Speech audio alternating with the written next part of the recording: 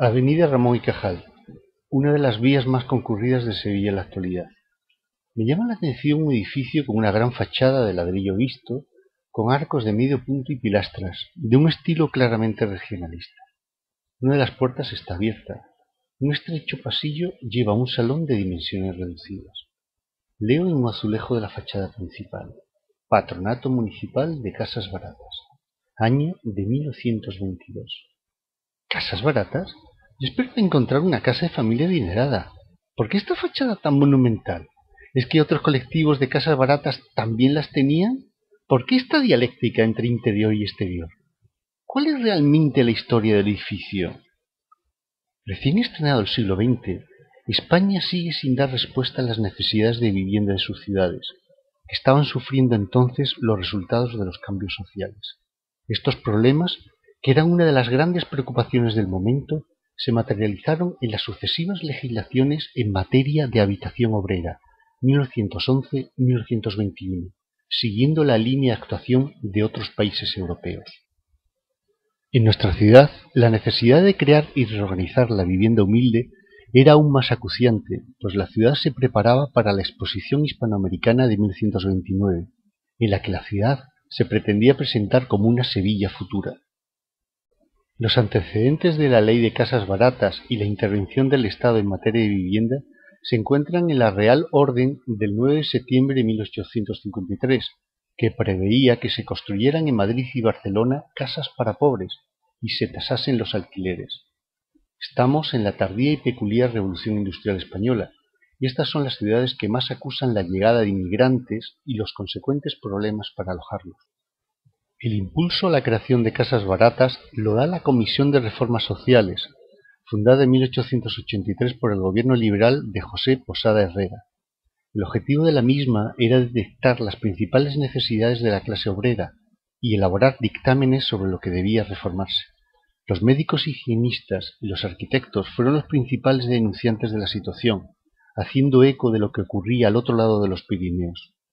Relacionaban la extendida tuberculosis y el enfermizo alcoholismo con el hacinamiento en las habitaciones obreras. En 1903, Antonio Maura transformó esta comisión en el Instituto de Reformas Sociales, dándole mayores competencias y convirtiéndolo en un antecedente del Instituto Nacional de Previsión, fundado el 24 de diciembre de 1908, y del Ministerio de Trabajo. En el seno de la Comisión Municipal de Reformas Sociales se emite un informe dirigido al Pleno Municipal, en el que se hace hincapié en la necesidad de plantear un proyecto que fomente la edificación de casas para obreros, que se debería realizar con la cooperación del Ayuntamiento para que su realización sea pronta y efectiva. Se recibieron propuestas provenientes de la municipalidad y de entidades privadas para construir una barriada obrera en Sevilla. El concejal Camacho sugiere, tras la denegación de los proyectos anteriores, conceder grandes ventajas, suprimirles impuestos y facilitarles el medio de encontrar capitales con pequeño interés a constructores privados, como había sugerido en 1906 que se hiciera el Instituto de Reformas Sociales. El interés que Camacho venía mostrando se topó una vez más con una negativa por las reformas de carácter legislativo que debían realizarse para obrar de esa manera. Aun así, propone la creación de una junta que sería un medio indirecto, sin carácter oficial, compuesta de personas que se hayan distinguido por sus conocimientos de estos problemas o por su interés en resolverlos, para que administren y recauden los fondos que se aporten e intervengan en la edificación y distribución de las casas y en defensa de los intereses que... El 5 de febrero de 1908 queda constituida la Junta encargada de la construcción y aprovechamiento de casas para obreros. El Ayuntamiento colaboraría cediendo suelo y entregando 5.000 pesetas anuales. El resto de los ingresos debía venir de donativos o suscripciones periódicas, contemplándose remotamente la posibilidad de realizar operaciones bancarias a un módico interés. Camacho concebía el proyecto desde una óptica paternalista, pretendiendo incluso que los arquitectos, movidos por sus sentimientos benéficos, prestaran su trabajo y conocimientos científicos a cambio de una mera distinción honorífica. Teóricamente, en la Junta se debían reunir el alcalde de Sevilla, 2 concejales, un arquitecto, un médico, 2 representantes de sociedades obreras, el director de un periódico local, las personas que hagan donativos de importancia y las que designen los patronos, sociedades o particulares que auxilien los fines de la organización. Además, una característica del alquiler de cada vivienda era que si el pago de éste se realizaba sin interrupción durante 20 años, el obrero podría disfrutar de la casa junto a su familia gratuitamente hasta su muerte, y sus hijos hasta que alcancen la mayoría de edad, en caso de orfandad. En la primera sesión, la Junta acuerda invitar a los arquitectos don José Sáez López, arquitecto titular de la Junta, y don Aníbal González, para que realicen los estudios técnicos pertinentes sobre el plan de construcciones que se proyecta. La Junta inicia su labor con una escasez de medios que no va a permitir abordar un programa de actuaciones que satisfaga las graves necesidades que tiene la ciudad. Ni la llamada a la caridad fue fructífera, pues, transcurridos 2 años, la Junta tan solo había podido construir 5 casas.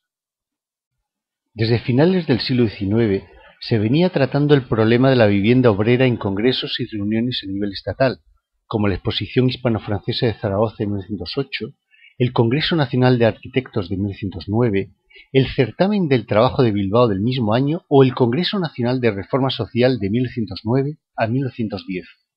La piedra angular de la legislación sobre las casas baratas se puso en 1907 con la preparación de las bases para un proyecto de ley de casas baratas, obra de Adolfo González Posada, sociólogo krausista, y Adolfo Álvarez Builla, economista.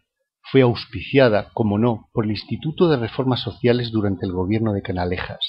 Previamente, en 1878, Manuel Antonio Capo, de la Asociación de Amigos de los Pobres de Sevilla, propuso un proyecto de ley que no se aprobó hasta 1887. Este autorizaba al Estado y a los municipios a ceder terrenos gratuitos a los constructores de unos barrios que no podrían tener más de 100 viviendas, ni estas más de 2 pisos, ni valer más de 2.000 pesetas o 30 al mes de alquiler, ni estar lejos del centro y sí situarse mezcladas con las de otras clases sociales para evitar los guetos. Esto respalda al proyecto de ley de 1907. En las bases de este se establece que el problema de la habitación barata se puede solucionar mediante la acción social, como se había hecho en Alemania, Bélgica, Francia, Inglaterra, etc., o mediante la intervención de los poderes públicos. En toda Europa se celebraron congresos internacionales de casas baratas, el primero en París, en 1889. En este ya se instaba a la publicación de indicaciones concretas sobre construcción y salubridad de las habitaciones. El contenido más significativo de estas bases de ley es la regulación de la creación de juntas de fomento y mejora de las habitaciones baratas, que debían colocarse bajo la dirección y patronato del Instituto de Reformas Sociales y surgir donde el problema de la habitación se ofrezca con ciertos caracteres de gravedad. Sevilla, que llevaba varias décadas acuciando la preocupante situación social, ya se había adelantado a este dictamen con su junta encargada de la construcción y aprovechamiento de casas para obreros, que desde la entrada en vigor de la ley cambiará su nombre para adaptarse a esta. El proyecto de bases finalmente se concretó en la Ley de Casas Baratas, aprobada el 12 de junio de 1911. Se establecían como casas baratas las construidas por particulares o colectividades para alojamiento exclusivo de cuantos perciben emolumentos modestos como remuneración del trabajo, habida cuenta de las circunstancias siguientes. Podrán ser casos aislados, en poblado o en campo, casas de vecinos o barriadas para alojamiento de familias. Cuando las casas se den en alquiler se estipula un precio superior al que se fijó al construirlas. No se especula con ellas. La ley establecía que las viviendas debían disponer de dormitorios con una capacidad mínima de 20 metros cúbicos habitables. Las piezas destinadas a roperos, lavados, despensas, etc., no podrán tener ningún lado mayor de 1,5 metros para evitar su posible utilización como dormitorios. Cuando la casa haya de ser habitada por un matrimonio con hijos, deberá distribuirse en forma de tal que permita disponer de una habitación dormitorio y 2 para la separación de los hijos por sexos al llegar a la adolescencia. No podrán agruparse en colectivos de más de 40 unidades de habitación. No podían tener molduras ni decoraciones, siempre buscando la higiene y salubridad. En 1912 se publicó el reglamento que establecía la constitución de juntas de fomento y mejora de las habitaciones baratas, al que Sevilla se acogerá adaptando su anterior organismo. La aplicación de la ley fracasó. especialmente por la falta de medios económicos, y es que, aunque Sevilla reorganizó su junta para poder acogerse a los beneficios que daba la ley, nunca llegó a recibirlos. La mayor parte de los fondos municipales se dedicó a la exposición hispanoamericana, dejando una ridícula cantidad a utilizar por las corporaciones que surgieron al amparo de la ley. La ciudad seguía encontrándose en una situación deplorable. En el acta de la sesión conjunta que celebran el 28 de enero de 1912 la Junta y una comisión especial nombrada por el Ayuntamiento para analizar el problema, se da cuenta del conflicto planteado por vecinos que han sido desalojados de sus viviendas a consecuencia del estado ruinoso en que se encuentran. Ante la imposibilidad de su realojo, se propone alojarlos provisionalmente en un edificio municipal que existe en la Alameda de Hércules, incluso, si ello fuera preciso, en las escuelas públicas, aunque esto suponga cerrarlas temporalmente a la docencia.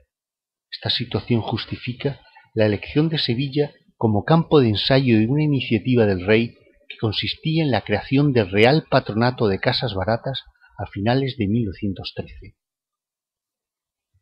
Este se transformaría en 1918 en el Patronato Municipal de Casas Baratas, que se asocia a otras entidades de la ciudad como la Sociedad Económica de Amigos del País, el Ateneo de Sevilla, la Cámara Oficial de Comercio, Industria y Navegación o el Real Círculo de Labradores y Propietarios.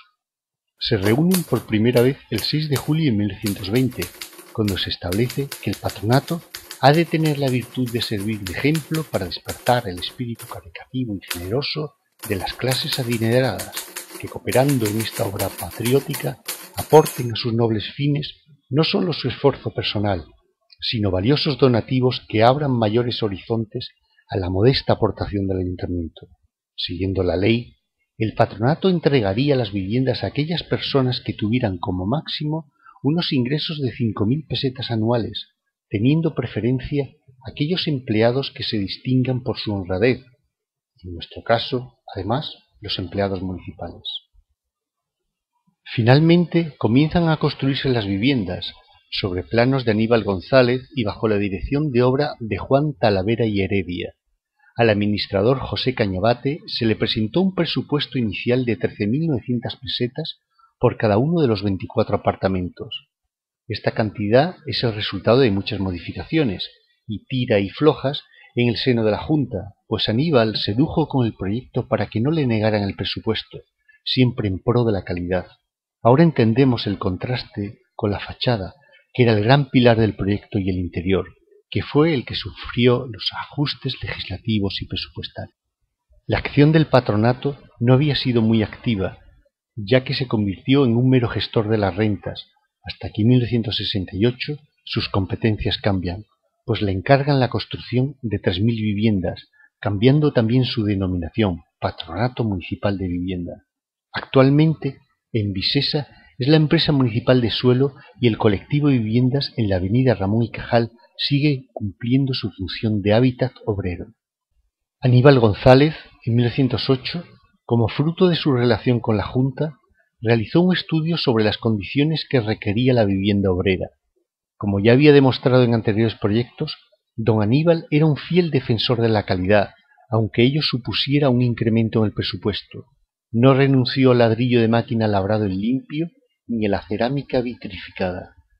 En el susodicho estudio afirma: existen otras condiciones dignas de tenerse en cuenta, como son las referentes a buena construcción, o sea, completa solidez y estabilidad. La cimentación era más que suficiente. Condiciones estéticas que contribuyen, como las anteriores, a hacer más agradable y atrayente la estancia en la casa. Era necesario retirar a los obreros de los vicios en los que ahogaban sus penas y que les alejaban del hogar. Condiciones de emplazamiento, de orientación. Como escribe el alcalde, la avenida del Nuevo Matadero comunicaba núcleos importantes de la ciudad y reunía condiciones inmejorables de salubridad, entre otras, pues nunca había sufrido las lamentables consecuencias de inundaciones, y la disposición de sus rasantes facilita la evacuación de aguas pluviales. Quizás sea por el hecho de que nuestro edificio cumple las tres condiciones por las que ha sobrevivido a los embates legislativos y ambientales, no sin reformas, y sigue siendo hoy en día un referente de calidad en vivienda social.